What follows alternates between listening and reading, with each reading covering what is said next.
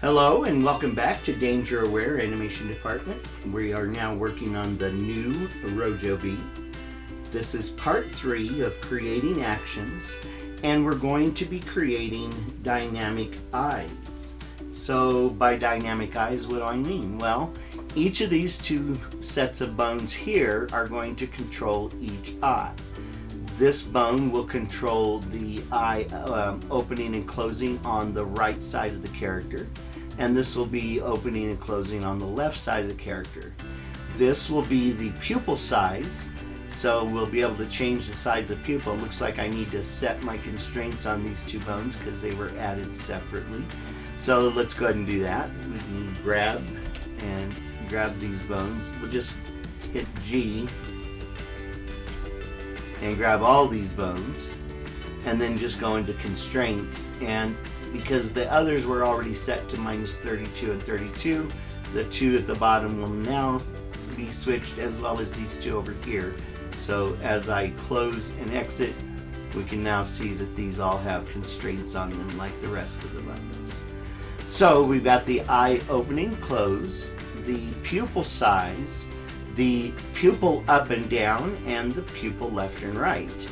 And once we have all of these, we will be able to move the eyes around inside the head, blink the eyes, and open them extremely wide the whole bit. So dynamic eyes. Instead of having 6, 7, or 8 different eye poses, we will have complete control and be able to do anything with these eyes. So let's get to it and enjoy. So I set up both eyes separately, and then I generally link this set of eye controls to this set so that they do act in conjunction most of the time. But if we should need to animate the eyes separately, we simply remove the constraints that makes this set do exactly what this set is doing. So let's just get started. And so we're going to start here at the bottom with each of these. This one is the pupil size for the right eye. So we're going to create an action here. Pupil size. And so we grab it and rotate it now all the way to the left for the minimal position. Go to the maximum position and rotate it all the way to the right. So we go into the right eye and we go down to the pupil, and then we select the pupil itself so that we've got the entire pupil selected. And then we're going to change the size here to 1.5 and 1.5. So now our X and Y values are 1.5 times normal. Then we're going to jump down to the lowest position, and we're going to shrink it to 0.5 on each of these. So now our eye is half the size of normal. And let's take a look. See, we're losing our pupil, the center. So I think we'll also hit W and reduce the width of the color so that we get a bigger center pupil there. And then when we go back to 32, we simply reset the width here to 100%. So where the width does not have a reset button, but you can return it to 100%. So then as we get bigger, I think we can leave it, well, let's see what happens. Let's go to 120 on the line width. I kind of liked how that worked. So here we're at 52. Let's go ahead and make it a clean 50% on the width. That even looks better. And then here we'll go to 150. Let's see what that looks like. Yeah, that gives it a lot more blue for the face. So yeah, when the eye is big like that, we'll get more blue in it, and then we reset everything at 32. So There we go. We now move on to the next bone, which is the eyelids up and down. So, whoops. You may wonder about me missing when I'm clicking. I am in constant pain. I have an implant that sends out electrical signals that affects my fingers. They don't always click exactly where I expect them to, because there's a electronic signal going into my neck that affects my hands. So anyway, we're going to create the right lids up and down. So we reduce the positioning to the minimal for 1, location 1 on our timeline. We jump to 64 on our timeline, and the reason we're jumping to 64 is because our bone constraints, if we went to the bone constraints, is a 64 point range. So we're going to move this all the way to the top, and now we're going to go into the eye, and we've got the lower lid and the upper lid and the bottom lashes and the top lashes. Those all need to be affected by the eyelid being fully open. So we start with the lower lid, and then we zoom in, and we grab this center point here, and we simply bring it down till it is gone in the view. And don't go way beyond, because it affects how much it moves as you move your lever. So you want it to be just out of the view of the edge of the eye there. And then we're going to go to the upper lid, and we're going to move that same way all the way to the top. Just that one point, not the whole eye. So bring that point up again until we simply just go past the edge of the eye there. Then we got to do the bottom lashes, and if I just, I don't want to do it that way. If I grab the entire eye there, the eyelash, and just stretch it down, it should perfectly match, and there we do. And the same with the top lashes.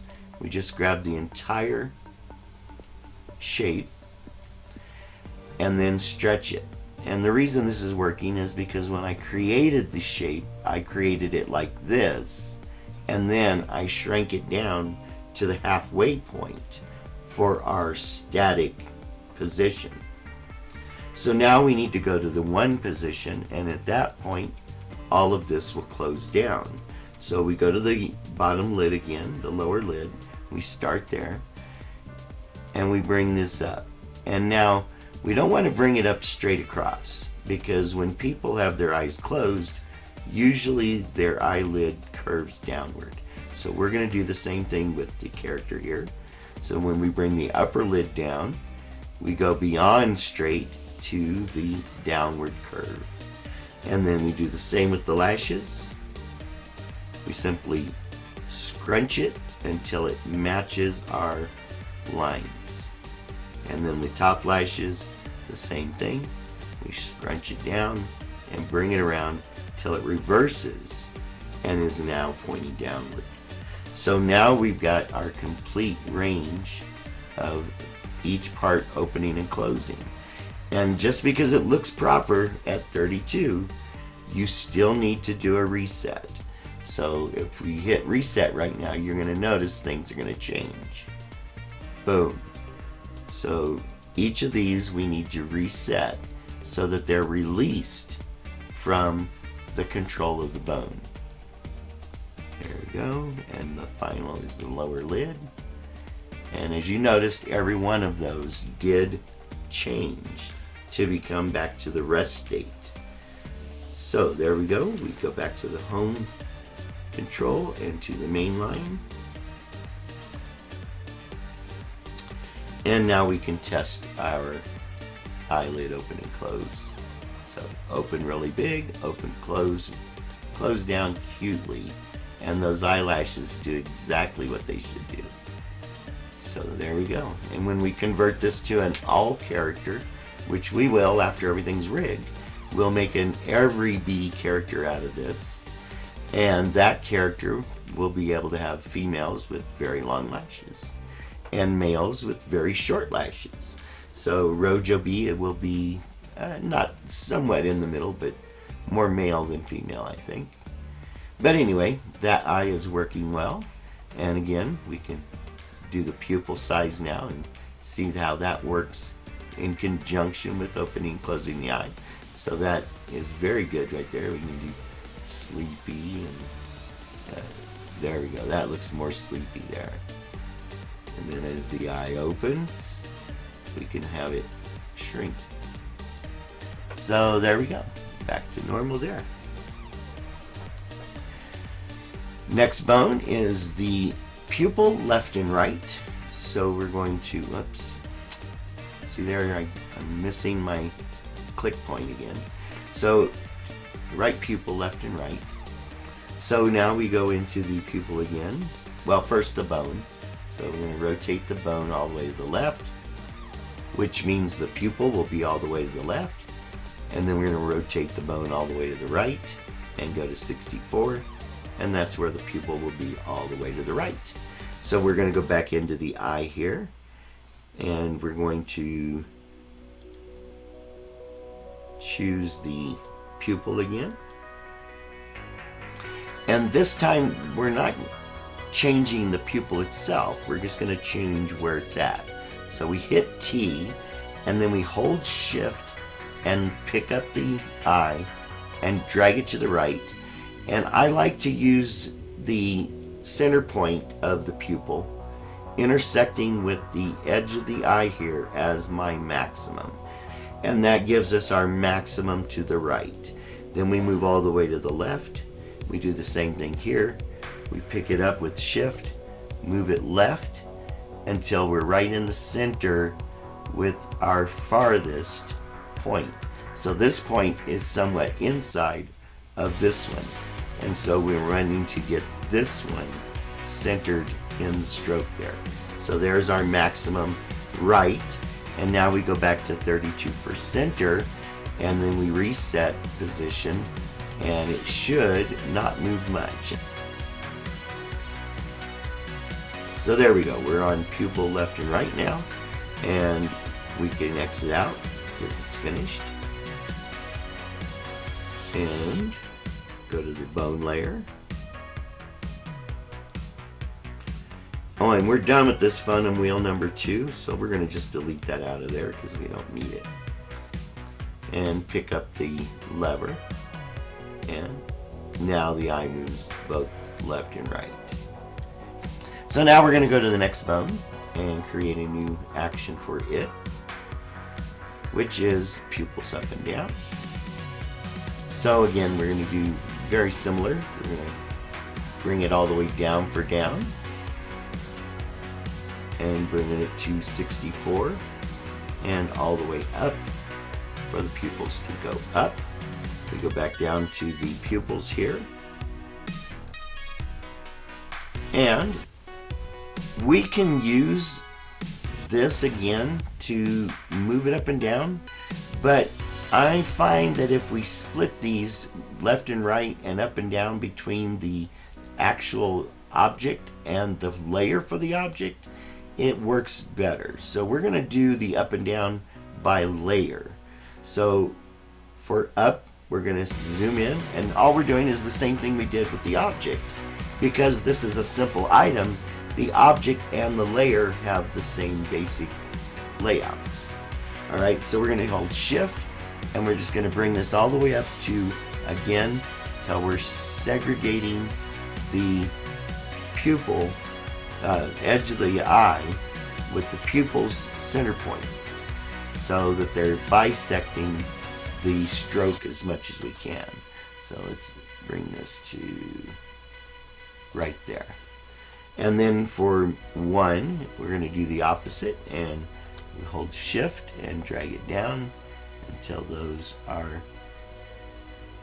the deepest one is in about the center. So right there. So there's our eye pupil up and down, and of course at 32 we want to reset, reset, and reset. So now we can go back to the main line. And because we already had 2 bones affecting the pupil already as an object, I opted to use the layer for the 3rd one. And as you can see now, that means I need to be in the animation to use pupils up and down. So there we go. We can move this eye to the maximum left, right, up and down, and that means we can rotate around the eye if we want to. So we can bring it over and down and over and down and so on. So easily we can produce every possible eye configuration we want now with this eye. So now we're going to go and do the other eye the same way. So we start with the bone. So starting here, I'm going to do everything on the left eye that we just went through on the right eye. So instead of having you listen to me speak through those exact same steps again, I'm going to take this opportunity to tell you about Danger Aware. Why are we creating this character RowJoeBee? What is he for? What will he do? What's his personality? All those things. So Danger Aware is a non-profit organization set up to prevent abuse through play and education. So we've all been taught, oh, don't talk to strangers, blah, blah, blah. But the reality is most abuse occurs from people that we know. And I've done a lot of research on this, and abuse touches about 80% of all humanity, one way or another. It's a terrible statistic, but it is the truth. There is a 50% chance that any person will grow up and become an abuser. Again, a terrible statistic, but it's the reality of life in this world. 51% of abuse happens from someone that the victim is known to. So it's not a stranger that's always causing abuse. And 30% is from somebody very close to the victim. Somebody who either lives with them or is a family member who spends a lot of time there, in their presence.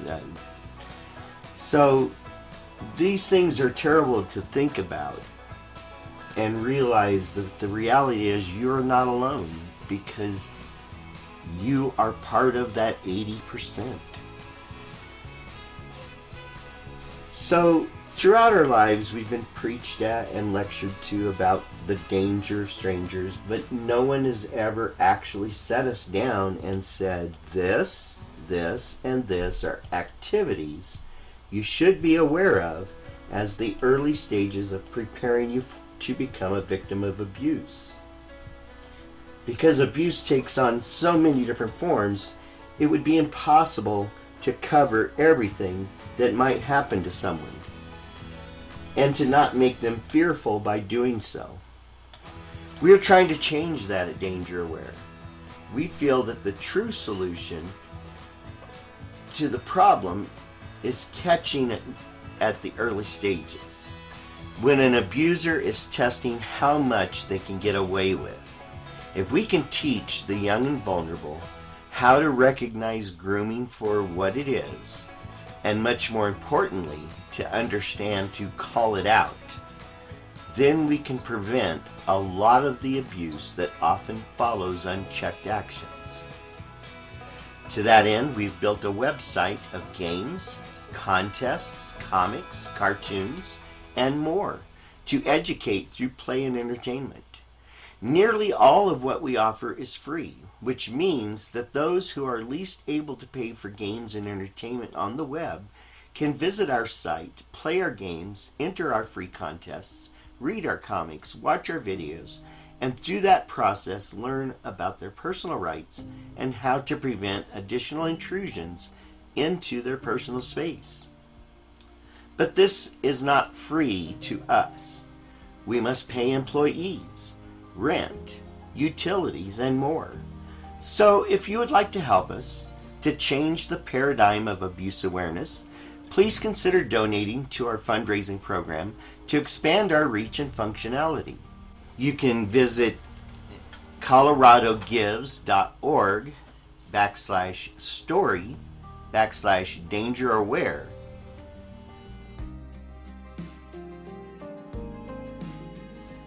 If you would prefer to support us through purchasing our merchandise, we have a number of offerings on Teespring, where you can go to dangeraware.creator-spring.com/listing/respect-notebook. And we also take donations through PayPal on our website. You can also go to paypal.me/DangerAwareOrg to donate through PayPal directly to us. Now, if you cannot give or purchase, please consider forwarding this request to everyone you know, as possibly someone you know has been the victim of abuse and would like to know that someone cares and is trying to change the world. Every dollar donated goes to preventing abuse. Finally, no one has ever attempted to do what we are doing. And there is no roadmap for us to follow and say this is going to be successful to do it this way. So if you have any suggestions on how we can expand our programs, how we can make them better, or if you simply just want to help, you can contact us in Fresno, California at 2503 North Fresno Street, and that is directly across from the Veterans Hospital. Or you can call us at 619-488-4357, or you can email us using event@dangeraware.org. So that pretty much sums up what Danger Aware is doing and what we're trying to accomplish. So if you can help, we can use the help. If you're an animator and you've got the idea for creating a small cartoon or a long one even, and it has something to do about calling out abuse and preventing abuse and, making life better for people, you can submit it to us and we will post it on our website. If it matches our mission, we will let others see your work. We need people to volunteer their work. We need people to create for us and say, here, I was abused. Here's what I would do if I was going to be speaking to my 5-year-old self and I wanted them to know what would keep them from becoming an abused victim. This is what I would say. So every form of abuse is different. Every person goes through different actions and different reactions to what they're going through. And so if you can tell others about your ideas of prevention, tell them to us. Let us use them. Let us help somebody else. What we're doing, we can't service everybody. We can't think of every possible way of preventing abuse and put it on our website just by ourselves. We need help. We need people who are passionate about preventing abuse to help us help others. Everything we're doing, we're trying to do for free. Now, our t-shirts and the notebooks and stuff like that, we only set that up to raise funding where you can get something back and say, hey, this is how I'm helping Danger Aware. Because, our notebooks are overpriced for what a notebook is. But when you look at it and you go, oh, respect my personal space. I really like that idea. I really like my child to be carrying a notebook that says respect my personal space. I'd like people to know that my child is aware of the things that can happen and they will report it. So that's what we're trying to do. We want to get children involved by playing our games, watching our cartoons, reading our comic strips, entering our contests, and getting involved directly with abuse awareness. So if a child's aware, they can spot abuse happening in their friends and they can help their friends. So that's what we're doing. So how are we going to do that? Well, we've created a number of simple games. They're spelling games, and when you spell the word, it gives you, the definition of the word or a sentence about that word anyway. So that how to use that word in a sentence.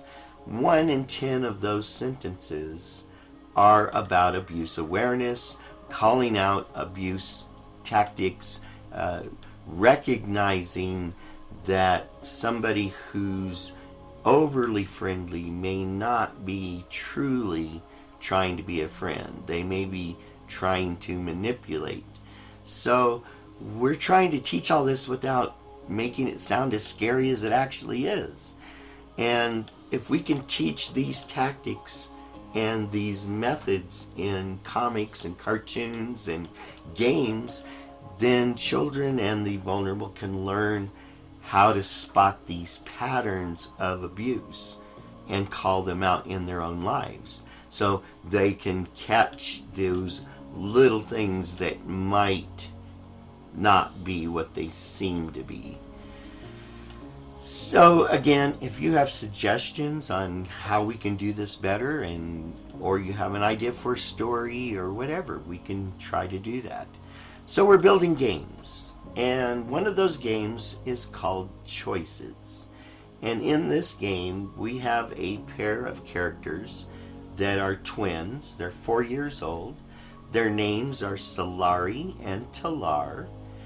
And we're going to have the cartoon, or have the game where they get into situations, and the situation plays out in video to a certain point, or in a cartoon to a certain point, and then the scene will freeze and the player will be giving will be given 2, 3, or 4 choices, and each of those choices will lead to a different resolution of the situation.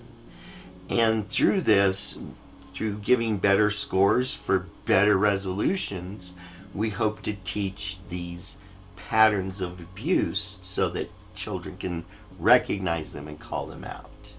So our twins are 4 years old, and we want to make them as relatable to real people as possible. And so the twins love to watch a cartoon called The Bugillagers. And the twins live in a town that is next door to another town that has a big amusement park, which is called Funshine Disneyland.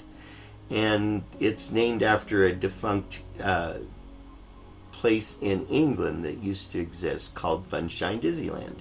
There was a little carnival there. So we use that for our basic idea. And so the children love going to Funshine Disneyland, of course, and the mascot for Funshine Disneyland is RowJoeBee.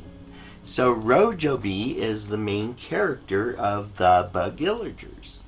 He's a very smart bee. He likes to fly around and have adventures with his best friend, Cymbalint.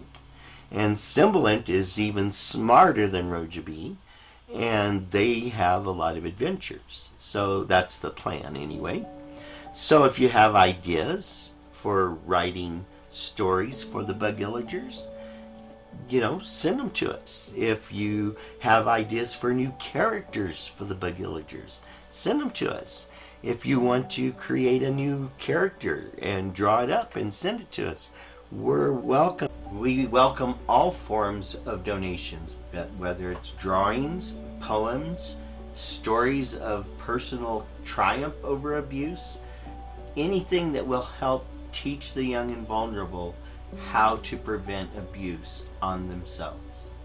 And again, if you're an animator, which I'm hoping you're at least a budding animator since you're watching my videos, then you can produce simple little anti-abuse cartoons for us and send them to us.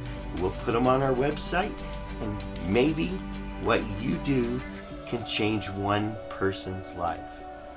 And if that's all it works on is just one person, we can make it where one person doesn't become a victim of abuse, then it's worth it.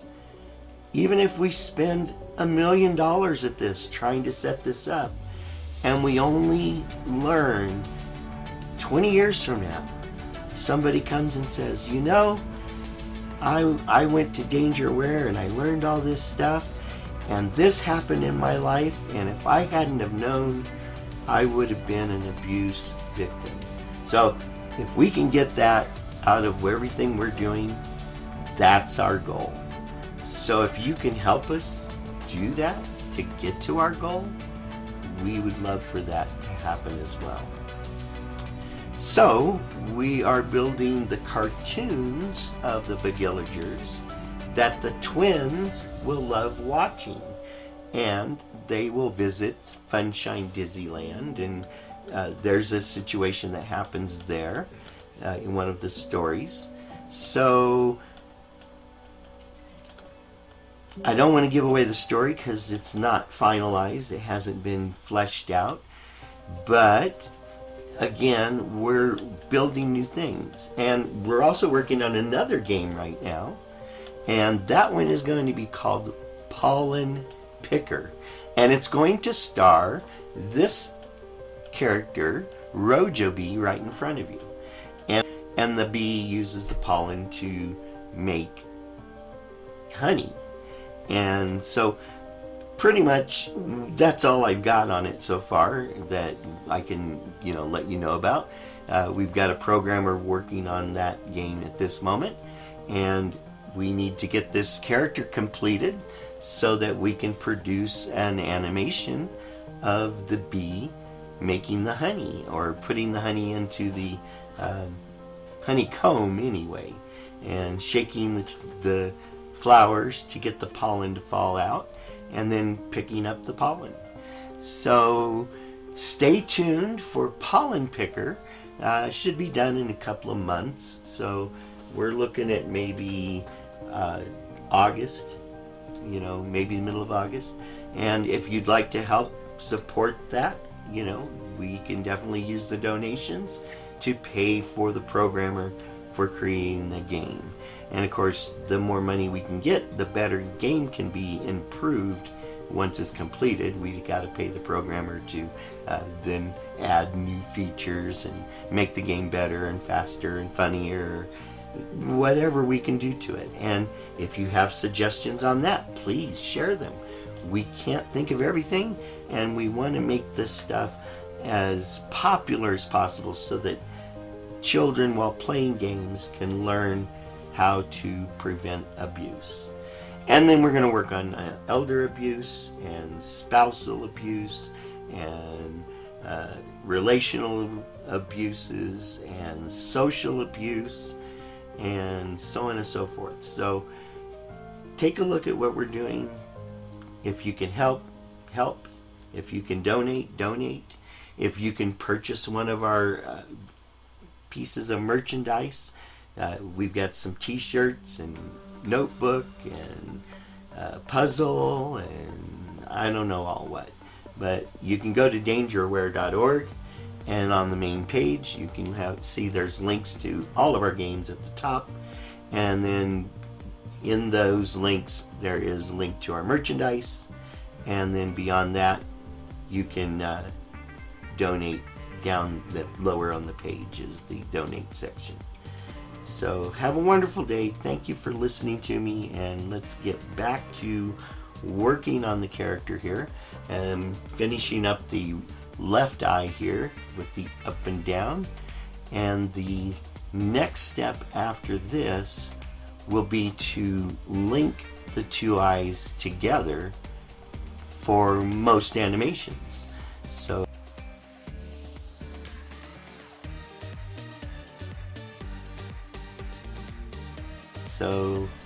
here we go. Have a great day. Thanks.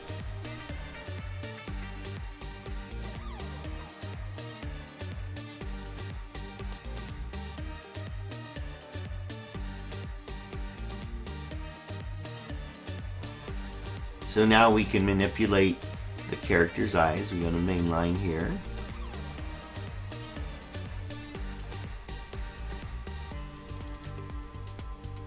And we go to the bone layer. And so now we can make each eye do all of these different things that we want. And bigger and smaller, left and right, open and close. So now this would get cumbersome and difficult to try to always match exactly what you got from left to right. But sometimes you might want to do this. You might want to have one eye really weird. It's cartoon. You can do things like that. But for the most part, we're going to use it where they both do the same things. So the way we handle that is we simply come into each of these bones and we go to their bone constraints. We want to choose the right one and make it do what is being done with the left one. So we're going to choose the pupil left and right. So the right pupil will mimic what the left pupil left and right will do. We choose the next bone, which is the eyelids open, and we choose left eyelids open, or up and down.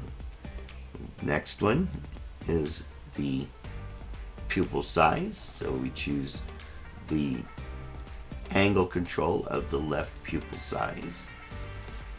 And then finally is the pupils up and down, so left pupil up and down.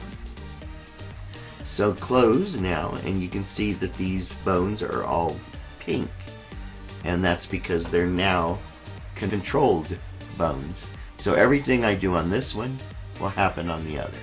So that's how we can keep our eyes synchronized until such a point that we want them to not be. And that is an animation layer to go up and down. So there we go. So everything is working as it should, and they work together. But if we need them apart, we simply go in and turn off the bone constraint. So the moment we turn off this, we change this to none. Now we can do that feature separately. So we don't need to blink every time, we can wink. The character can actually wink now. There we go. And so while we're covering constraints on bones, I can explain what I've done here with the wings. So let me first go up here and show all bones, because currently we're not seeing all bones. So you can see that now we can see all the bones for the abdomen, and we can see the 4 bones for the wings. And just like the eye that's controlled by the other eye, these wing bones are red because they are also controlled bones. And they're controlled by the same method as the eye, but in a little different manner. As you can see, I'm moving this rotating lever, and we're getting 1.5 full rotations out of the wing. And that's true with the top wing on both. So we can bring the wings 1.5 complete spins for the top wings. And the bottom wings are just half of that. So it's 3/4 of a turn. So it'll go straight up, and it'll go 3/4 of the way across to the other side, or a little more than 3/4. So you can see that the top wing and the bottom wing are acting differently. Well, how are we doing this? And we're doing this with control bones these are the controls, and these are the controlled bones here. And as you can see, I can't pick them up and move them. Even in the animation, I cannot move these with the manipulate. Its rotation is locked, so I can't do anything with it other than change the length of the bones. So let's put everything back to normal using Control Z, and let's just get rid of all this. So now what we're going to show you is how those wings are set up. So we go to the wing and we go to the constraints, and we can see that it is angle controlled by the top right wing. So this is the top right wing bone here. You can see that there. And this wing is controlled at a 4:1 ratio. So that means for every 1 degree I move this bone, the wing is going to move 4 degrees. And that's the same for both the top wings. So this one's angle control is from the top left wing bone over here. And then the bottom ones are similar, but it's only 2:1 instead of 4:1. So every degree I move these bottom wings controllers, the bottom wing moves 2 degrees. The top ones, it is 4 degrees. And that's how I control the wings. So now if we hide the controlled bones, we're going to lose this eye here. So we can go to bone and hide controlled bones, but then those eye bones disappear. Controlled bones are on their own switch. So we're going to turn that back off. So now what we're going to do is simply choose this bone, holding shift, this bone, and this bone. And then we're going to do all these abdomen bones because we don't need any of these to show, as we are not going to manipulate them individually. At least not normally. It might happen, but in normal circumstances, those bones are all hidden. So we can go to bone and hide selected bones. And so there we go. Now those bones are out of the way. We don't accidentally grab them when we're reaching for other bones, and they're controlled over here. So we can work the wings outside of the body. But when we render or animate the character, none of these bones will show up, just like the bones on the body won't show up. So when we click render,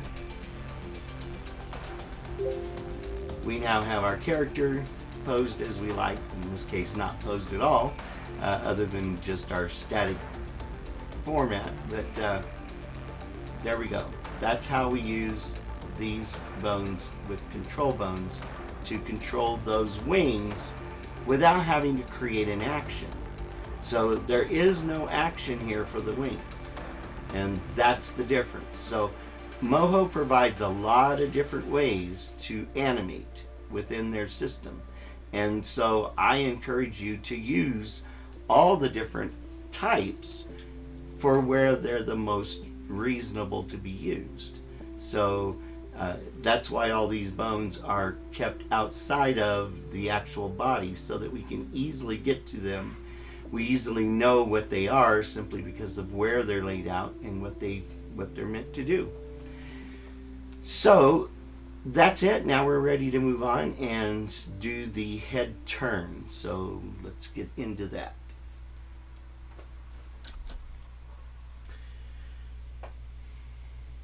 So let's just recap what we've got so far. We've got the character fairly well ready to animate with. We can move its legs, make it look like it's walking. We can rotate the legs around the torso. We can move the abdomen left and right. So with the leg like this, we could reverse it,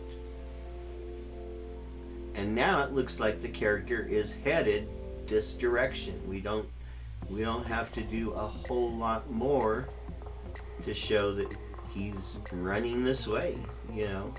So we can bring the foot up like that. Maybe hit the ground. And then we've got the hands where we can rotate each of them either direction. So we can rotate those around the body as well. So if we do it like this, we can now just rotate these bones, and we can do this manually, just bring it on around, do what we want. And so now the character is fully involved with heading over here to his right, our left, stage left. So, and we can go in and say, hey, I'm going that direction. So he's pointing where he's headed. That's the thumb. Let's see. I'm gonna go in here and point. There we go. And there we go. So now we can make him look like he's headed that way, and we can tilt his head. So we can do a lot with this character.